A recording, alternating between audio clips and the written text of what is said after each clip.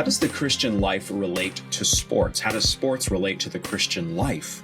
We talk a lot about sports today, and for good reason, but in this podcast episode, I want to think about how actually there's lots of give and take between the Christian life and between athletics. I am joined today on Grace and Truth, this podcast, by my dear friend, Ryan Carr. He is a vice president with the Indiana Pacers. He is an all-around good dude, brother in Christ, and baller. So that's the title I give you, baller, Ryan. It's very generous, but I accept it graciously, only from you, and excited to be back and discuss all things, that we'll kind of follow the road today with. Yeah, I think you are now are you a three-time guest? Two-time. You're a two-time. Two-time. I'm willing to schedule the third time though whenever you want. You are a future 3- and 4-time guest. We're going to put it that way. We just had Grant Castleberry on before you, and he's the only 4-time. But you're climbing. You're yeah. I would as your friend, I would highly recommend that Grant's appearances outnumber mine. Oh my word. Well, thank you for making the time. In all seriousness, Orion is giving his time in his day. He is an executive with the Indiana Pacers, and a successful one. He's not going to say that, but I'm going to say that because the Pacers have been making moves of late, and we need to actually just have a minute here where we can be basketball geeks together. You do this for a living, but I don't get to be a basketball geek much of the day, though I want to be. And so just talk to us about what's been happening with the Pacers. And from there, I have a question about the broader NBA. What's going on with Indiana?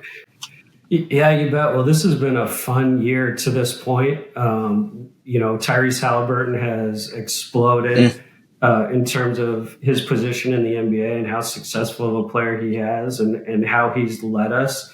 We're in an interesting place where we've got a lot of young guys that we're developing, so a lot of promise for the future. And then Kevin Pritchard and Chad Buchanan, kind of our leadership, were able to pull off a big trade to bring us Pascal Siakam here a month or so ago.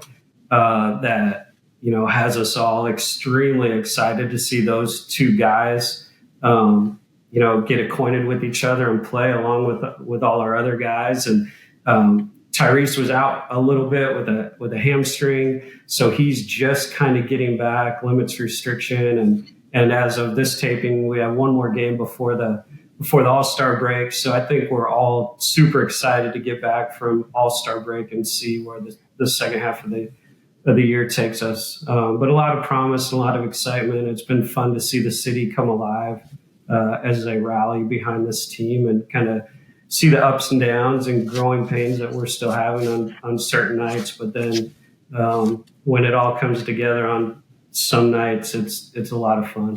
Is it accurate to say that the Indiana Pacers 2023-24 are a young team? Is that generally true? Yeah, definitely. No question. Overall, our average age is still very young. We have the majority of our team, I think, are still on rookie scale contracts, if half to more than that a little bit. So yeah, definitely a lot of young pieces that are still, growing into their game and figuring out the NBA game, along with guys and even Tyrese is only in his 4th year. So, we've got great veterans, Miles Turner and TJ McConnell, and now Pascal that can really help some of these young guys. James Johnson is a huge voice for us. We'll talk about how the church is like a team and all the different roles, but there are just so many different roles that guys are performing in that are helping our team grow.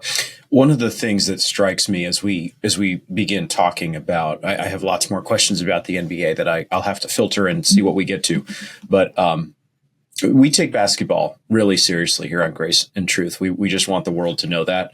And so we can go lots of places. But in all seriousness, Halliburton plays with joy, okay? As I watch him on TV and got to watch him in person back in December, I guess it was, thanks in part to you. So that was a huge blessing. Yeah. But it was amazing. Truly, I'm not just saying this.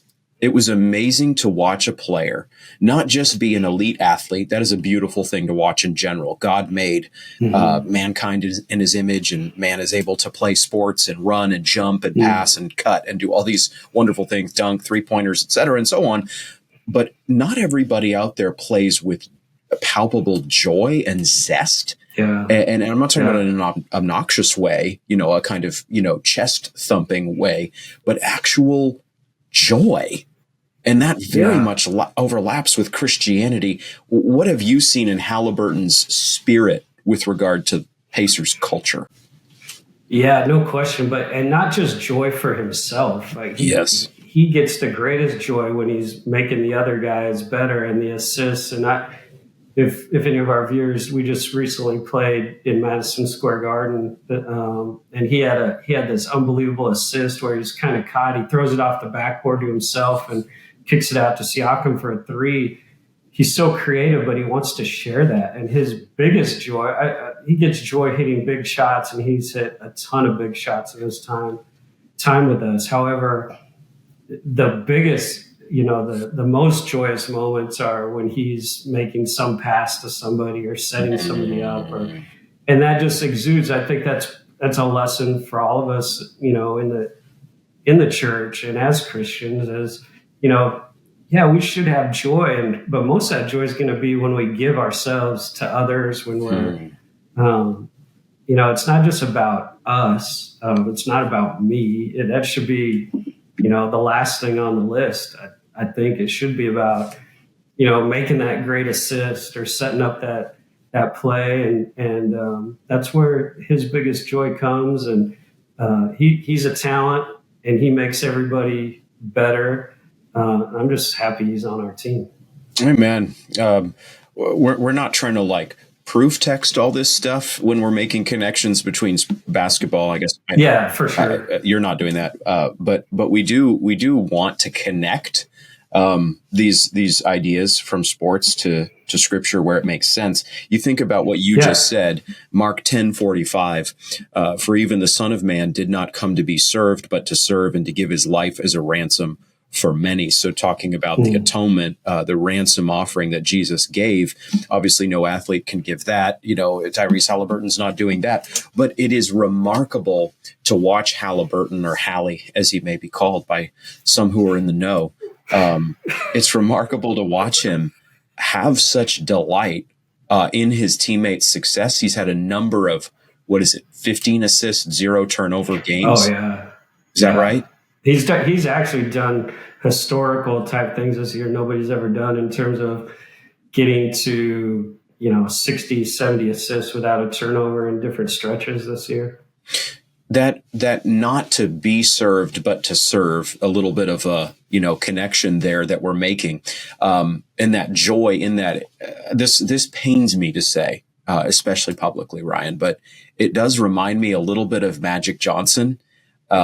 He's probably the player I can most immediately think of who had evident delight in not scoring, but in setting up his teammates. Maybe Nash. Who would you say you've seen that spirit in the NBA over the years? Yeah, I think because of his size, I think Magic is a good one. Like the fast pace that we play at, like the Showtime Lakers did. Just the creativity, the artistry of how he sees plays and can make plays. I think there are, to some degree, I think as somebody involved with our team, that would be pretty amazing if he ended up anywhere remotely in the level of someone like Magic. So we'll take that and hopefully run with it. Well, I said it pained me. It pained me because as a Celtics diehard, as you know, I'm not sure that I really should give a positive reference to any Laker, but I did. It's out there. It's on public record. Yeah. And we share this as it's building bridges on. It's building bridges. That's right. We share this as well. I'm a huge Larry Bird fan growing up in New England. And you actually worked under and frankly are friends with Larry Bird I'm not trying to get into a deep dive there, but talk to us. I want to hear about this. What did you see in Larry Legend, maybe, that speaks to you of something that is found in the Christian life? Anything there? Well, I think along the same terms that we're talking about, that the team is bigger than self. Helping others to play or to do their best helps all of us. Just trying to relate. The way he played to different roles, maybe that we all play as Christians. Again, I think it's that. I think each of us has gifts. Some are front facing, some are behind the scenes. Some, garner praise from the greater world. Others, do your work in anonymity, and yet they're all important. And I think somebody like Larry understood all those different people on the court, off the court, and wanted all those people working together to win games, which was his ultimate goal as a Celtic, a player and a coach and a front office executive. He's the only person in the NBA to ever be MVP, Coach of the Year, and Executive of the Year. Wow. There's only one person that's ever done all three, and the values and the things that he wanted from the people he was either playing, coaching, or working with were all the same. He didn't ever change in terms of what he values to a team. Mm-hmm. Okay, so we've got that connection. I think also of Rick Carlisle, who won a championship with the Mavericks, and as I observe him, I don't see it up close and personal, but he's got a blend of coaching authority, and obviously winning a ring helps there to some degree with players, especially in the modern NBA. But he also seems like a player's coach, in that he knows how to interact with his players and win their trust and give them space and give them leash. He's getting a lot out of players who maybe other teams didn't get as much out of. I mean, even Halliburton. I'm kind of amazed at, Sacramento obviously knew he was very good, of course, and employed him. But Halliburton looks to me, up in the cheap seats, like a generational talent. And Carlisle seems to just have unleashed him, which is what good leaders in the church do as well. Do you think that's accurate? Absolutely. Think about the different roles that we all play in our local church, and we need great leaders to figure out how all that works, and not necessarily in having 400 different programs for every little thing, but just in terms of people and loving people and wanting people to use the gifts and bear fruit. I think the one thing that Rick is really creative with the team, and there's a number of guys on our team who we picked up and have flourished in different roles and under Rick's coaching. So, I think there's you're not trying to build some kind of false premise here or anything, but there definitely are, when you talk about people working together, when you talk about the church flourishing or a team flourishing, there are similarities because we all have different gifts. The Lord gives us strengths and weaknesses different than anybody else, and how those fit together. And I think as you sit under sound teaching and have a right mindset about using those gifts, it builds a church that is going to continue to get stronger. God's grace and His plan. So it is interesting when you propose this and thinking about it. There are a lot of different things when I go to church on Sunday or during the week for the different things I'm involved in, and then I go to work, and there's a lot of it. There's go sit next to a guy on Sunday who's super passionate about evangelism or some other thing, you go to a team and one guy's a shooter, one guy's a passer, one guy's a defender, a rebounder. There's a coach, there's a janitor, there's somebody that scouts. There's all different roles that for the church to be strong requires everybody working together and putting an ego aside. And for a team to be the best it can be, you got to work together and ultimately be okay sharing the spotlight. So I think that, and I think to your point with Rick or, our president, Kevin Pritchard, or the pastor of our church, like those people who are the kind of the face, if they're all about themselves, then it's going to filter through. So, I want to be a church with a strong leader who teaches us well, teaches us truth, but is really all about equipping us, to play our part in the kingdom. And that's, what I hope everybody listening will be a part of as well. Yes. Yeah, you keep surfacing an idea here that is really important in all good organizations and is found very squarely in the church, in the person and work of Jesus Christ, and that's humility. I remember a few months ago when I think it was Derrick Henry. He moved on from the Titans, I believe. I think I have this right. I didn't prep this, but it came to mind as you were talking. And in his goodbye address or whatever, press conference before the Titans, he made a point for several minutes, I think it was, of thanking the support staff of the Titans football organization, the NFL team.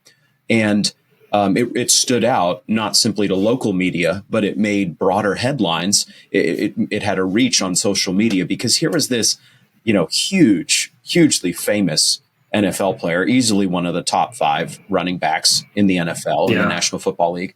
And yet he is taking time as a guy who earns, I don't know what he earns, $20 million a year or something, to thank those who pick up the towels in the locker room and those who put the food out so the players can eat after the game, or those sorts of positions.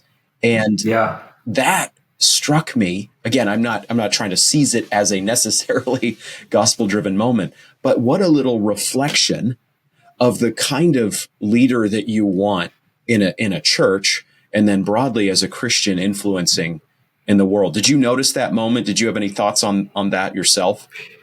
Well, I think those moments are powerful for those of us that, believe the gospel and it has a, important place in our life, because those are moments where we see those connections and at the heart is what it, one of the things that it's about. So, just like at the church, cookout or barbecue or whatever it may be, all the people that don't rush off but stay back to clean up or to lend their abilities to set up, or to all the little things. Like, I used to really struggle with kind of my place and service and how I fit into kind of living out my faith.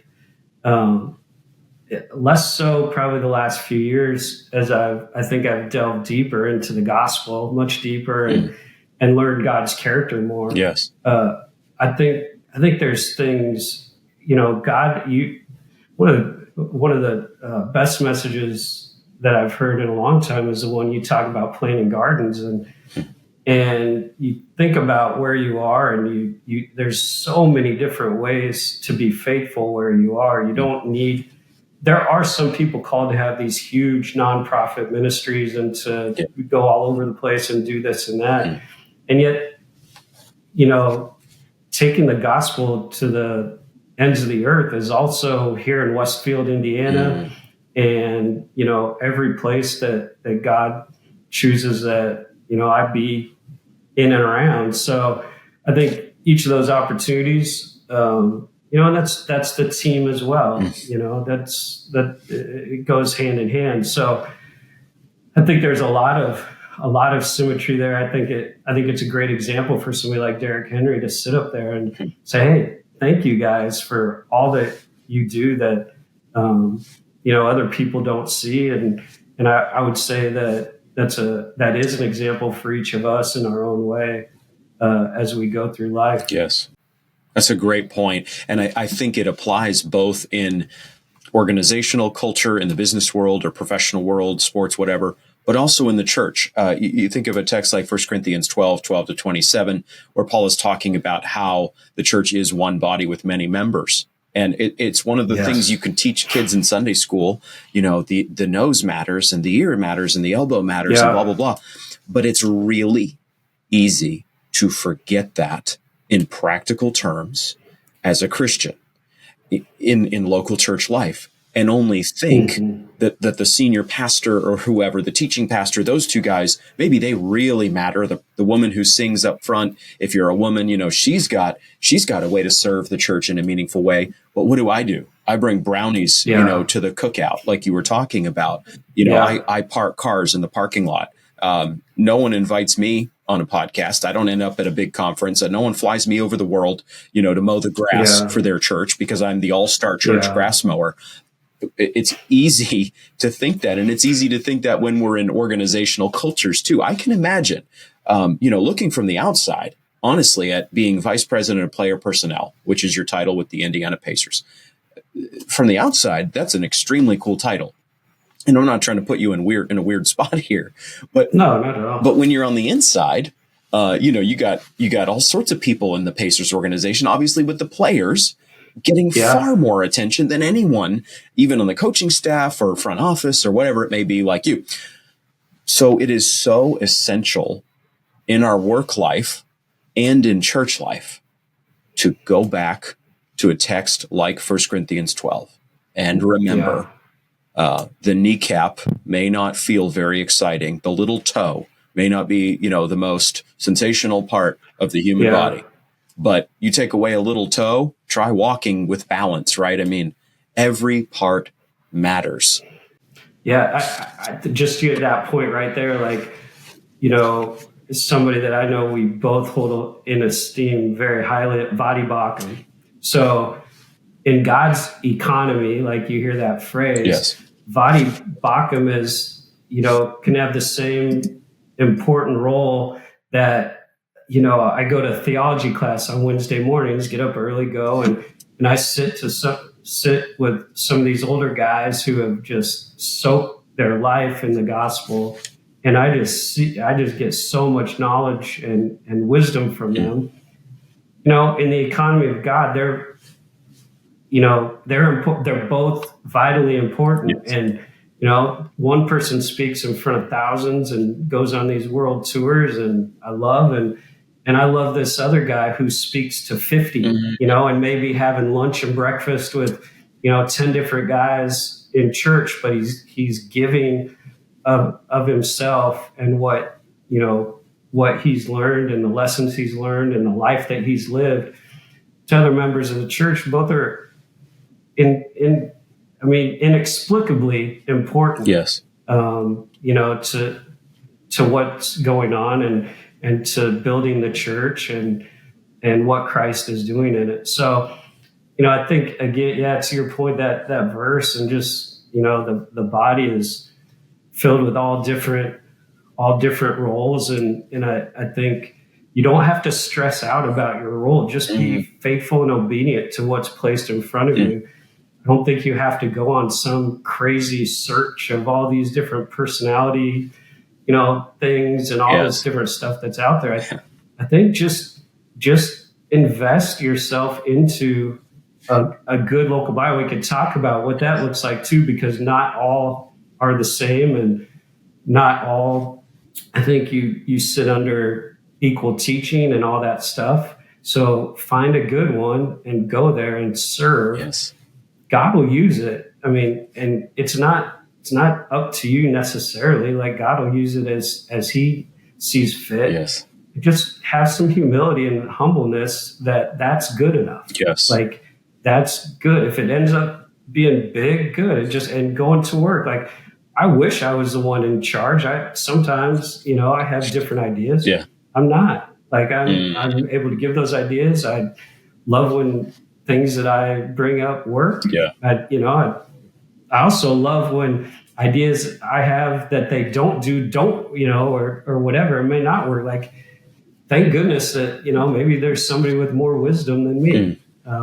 And so, yeah, just fitting all of that together is just so important, but hard. It goes against the flesh. Like, so much of this is against the flesh, and you deny yourself and take up your cross and follow Christ and do it again and again and again and again. I think this is really valuable to hear from a man who has what a lot of, sports loving folks out there, guys and girls alike, would say is an extremely cool job, to be a front office exec with an NBA team, a very successful NBA team, one of the most successful in history. But yet you're battling all the same stuff, all the same, rejection of the anonymous daily grind that everyone else is. And to be in Christian ministry in a vocational sense, a full-time sense, you battle all the same stuff. We are all battling the grind and striving to not get out of the grind and not leap out of an anonymous daily work, but to actually infuse that work with the grace of God, to see God's hand in the small things, in the spreadsheets, in the business trips that are very long and challenging, in the meetings that wear on, in the lack of your advice being taken. But I love this because this is where so much of Christianity is lived out. It's lived out in the simple, daily, often anonymous, grinding realities of our vocation. God's glory is in all of that, but it takes eyes of faith to see that. And it's easy to forget that. And sports, I think, probably gives us a great window into that. Would you say?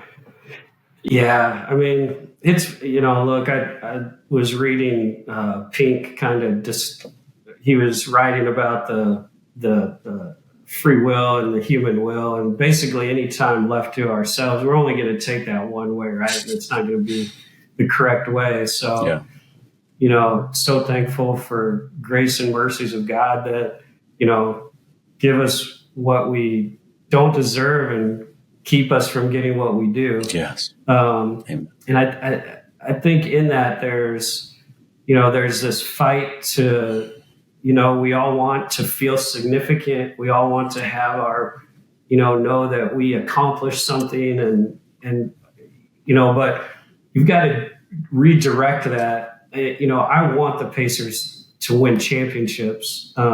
I want us to do well. I want every draft pick and every player that I believe in to, to become an all-star and be great. But that's, I can't control some of that or any of it beyond an input of a decision. And like I said, this is life is no cut and dry exercise. What we do know is cut and dry is what we need to cling to. And then, Satan intervenes and, our flesh intervenes and it's a battle. And, a lot like making a great team, we're trying to, or make a great player. We're fighting stuff as well in our Christian life. So, I think again, like great teaching, good church, a church that really is invested in teaching you the character of God. I think I wouldn't have for what has been most of my Christian life up until a handful of years ago, probably didn't or wasn't exposed or, I'll take responsibility myself, didn't delve deep into kind of the theological, character of God and what makes God God. You want to believe in this, I don't know, maybe you get drawn into like caricatures of Christ and, things that aren't necessarily true all the way. It might be over, kind of overemphasizing one character of him and de-emphasizing another. Yes. We saw that in a commercial during the Super Bowl this year, a couple of days ago. But we've got to know what's true, and we've got to take selfishness out of it. We've got to put in a big dose of humility as we can, and understand we are the created. There's a creator. His character, his is what we're following, and like the title of this podcast, and with grace and truth, and balance that and live that out. It's no easy task. We're challenged. We're the Lord will test us. He will put us in different positions. There's examples of it in the Bible. So to kind of wrap this back to where I started, yes. The teaching that you're getting, what you're putting into your mind, is so valuable. And just, and talking about we are today, the church, it's sad to say, but just because something says they're Christian doesn't really mean it's Christian in our day. And not all churches are equal. Unfortunately, how great would it be if you could walk into any church and receive the same great teaching of truth, but that's not the case. So discernment is massive in our day, in even music we take in, and in what we're reading, the devotionals we read, who we're listening to, what we're doing, all of that takes a great amount of discernment and thought. Unfortunately, we just can't take Christian as Christian. Yes, it's just what it is. And look, Scripture and Jesus Himself warned us about that. Tells us it's no surprise at all, but it's something that we need to do. Just like building a team, there's all different philosophies. There's some tried and true methods. There's other methods that are, a little bit out there that may look good for a little bit, but in the end, probably don't last. Yes. Yeah, I love what you talked about as we conclude here in that last burst about discernment, for example. And you think about athletes. I think a lot of us from the outside, you're up close to professional athletes, but a lot of us who just watch on TV primarily, or maybe go to a game, we just think that athletes kind of just, they're so talented, they show up and they just make magic happen. And, occasionally there's an athlete, I guess, who can get away with that. But in general, when you track, for example, the, personal video channels of NBA players, which I'll do on occasion, they have some fun stuff in their life, let's say. Hopefully it's good. But in general, you watch these guys in the off season, the top players, but even some of the bench players are doing 2-a-days or 3-a-days. Yeah. And so as we conclude, thinking about that in a spiritual sense, we are in no way saved by our works. We are not legalists on this podcast or in our life. No. Absolutely not. It's God who is working in us to save us. Philippians 2:12-13. Okay, having said that, we have to work out our salvation by the power of God in us. And so applying that just one way, again, in conclusion here, discernment. Discernment is so valuable and so vital and so essential. Discernment is literally what you are paid to do in a vocational sense, to discern, hopefully, who the best rising players are, and then players more broadly that the team could use. And we need that skill in the Christian life. Yes? Yeah. Oh, no question. Just like making a draft pick, all the hours that go in of traveling to watch them, finding out about them, interviews, watching film, all of that is the same as, in my Christian life. What am I doing? What am I reading? What am I watching? What am I listening to? All of that. Yes. Because in order to have discernment of any kind of quality, you need to be putting those things in your brain so what is true and what is not. And in today's age, the difference might be very small, just like it is as a basketball player for the guy that is successful and is not successful. It's a very, very fine line. Again, not to totally make this, a basketball any type of god, but or kind of border blasphemy here, but but it's true, and in my Christian life, as I do this or that, or I see this, I need to be able to figure out and know what's right or wrong, and not only as a father and a husband too, leading my family through that. Yes. 18-year-old kids and a 12-year-old and a wife, and being called to lead them well. Again, and this is not something I've been great at for my whole life. I think I've been a Christian for almost 20 years, and I would only say in the past few years this is something that by God's grace has been. It's really been a huge, deep area of sanctification of late these few years, and thank goodness. I mean, thank God. So thankful for it. I wish it would have happened a long time ago, but I'm so thankful that it's happened now. Well, I agree with that. And as we close, I'm thinking of 2 Timothy 2:5. An athlete is not crowned unless he competes according to the rules. It is the hardworking farmer who ought to have the first share of the crops. Think over what I say, for the Lord will give you understanding in everything. An athlete is not crowned unless he competes according to the rules. So Paul himself felt free, complete freedom to make connections to sports. And we've tried to do that here. And our prayer in conclusion is that folks listening to this, watching this, would understand that we do indeed have to take up our cross and follow Jesus. We do have to work out our own salvation, but we always do so knowing that the wind is at our back, that the grace of God is empowering this walk, that the mercy of God covers us every single day we live. And that's how we can be discerning. That's how we can grow in godliness. That's how we can pass the test. So I'm very thankful for my dear friend, Ryan Carr. Ryan, thank you so much for joining me on Grace and Truth today. Man, it's a joy. Like I told you, anytime you don't need an expert on a topic, I'm your guy. You are an expert, and you are a repeat guest. And God willing, you will continue to be a repeat guest. So thank you, my friend. Love it. Thank you. Yeah, thank you. Thank you for watching and listening to Grace and Truth. Please subscribe to the podcast on all platforms. And may the grace and truth of God be your emblem. John 1:17. God bless you.